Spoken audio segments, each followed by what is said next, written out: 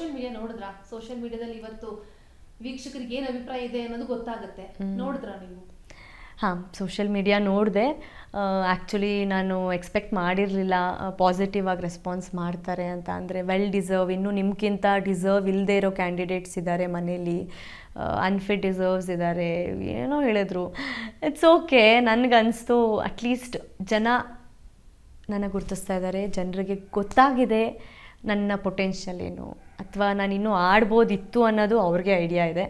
ಎಲ್ಲೋ ಅದೊಂದು ಚಿಕ್ಕ ಮುಳ್ಳು ನನಗೆ ಚುಚ್ಚಿತು ಅನ್ನೋದು ಬಿಟ್ಟರೆ ಗುಡ್ ಕಂಟೆಸ್ಟೆಂಟಾಗಿ ಆಚೆ ಬಂದಿದ್ದೀನಿ ಅಲ್ವಾ. ಅಂದರೆ ಇವಾಗ ಯಾವುದೋ ಒಂದು ಡಮ್ಮಿ ಕಂಟೆಸ್ಟೆಂಟಾಗಿ ಆಚೆ ಬರೋ ಬದಲು she was a good player ಅಂತ ಹೇಳ್ತಾ ಇದ್ದಾರೆ. ನನ್ನ ಇದರಲ್ಲೇ ಸ್ಕ್ರೋಲ್ಸಲ್ಲೇ ಓಪನ್ ಮಾಡಿದ್ರೆ ಪ್ಲೇಯರ್, ಆಮೇಲೆ followers again they are all gaining back. ಅಂದರೆ ಗಿಲಿ ಟೈಮಲ್ಲಿ ಅದಾಗಿದ್ದು I am getting back all the love ಅಂತ ಹೇಳಿ ಐ ಆಮ್ ಹ್ಯಾಪಿ. ಪೊಟೆನ್ಷಿಯಲ್ ಇರೋ ಕ್ಯಾಂಡಿಡೇಟ್ ಅಂತ ಹೇಳಿದಾಗ ಹ್ಯಾಪಿ. ಯಾಕಂದರೆ ಬಿಗ್ ಬಾಸ್ ಮನೇಲಿ ಆ ಥರ ಅನ್ನಿಸ್ಕೊಳ್ಳೋದು ತುಂಬ ಕಷ್ಟ. ಒಂದು ಇದೇ ಏನೋ ಇವರಲ್ಲಿ ಮಾಡ್ಬೋದಿತ್ತು ಅನ್ನೋದು ಕಷ್ಟ. ಬಟ್ ನನಗೂ ಎಲ್ಲೋ ಬೇಜಾರಿದೆ. ಇನ್ನೊಂದು ಕಮ್ಮಿಂಗ್ ಡೇಸಲ್ಲಿ ನನ್ನ ಆಟ ಇನ್ನೂ ನೋಡ್ಬೋದಿತ್ತು ಅವರು, ಅಥವಾ ರೈಟ್ ಆರ್ ರಾಂಗ್ಗೆ ಕರೆಕ್ಟಾಗಿ ಸ್ಟ್ಯಾಂಡ್ ತೊಗೊಳ್ತಾ ಇದೆ ಅನ್ನೋದು ಒಂದಿತ್ತು. ಬಿಕಾಸ್ ಅದೇನೋ ಬ್ಯಾಡ್ ಲಕ್ ಅಷ್ಟೆ. 1.5 ಗಂಟೆ ಮಾತ್ರ ವೀಕ್ಷಕರು ಟಿವಿಯಲ್ಲಿ ಎಪಿಸೋಡ್ ನೋಡುವಂಥದ್ದು. ನಿಮ್ಮದಲ್ಲದ ವ್ಯಕ್ತಿತ್ವ ಅಥವಾ ನೀವೇನೋ ಒಂದು ಮಾಡಿರೋದು ವೀಕ್ಷಕರಿಗೆ ಕಾಣಿಸಿಲ್ಲ ಅಂತ ನಿಮ್ಗೆ ಅನಿಸಿದ್ಯಾ?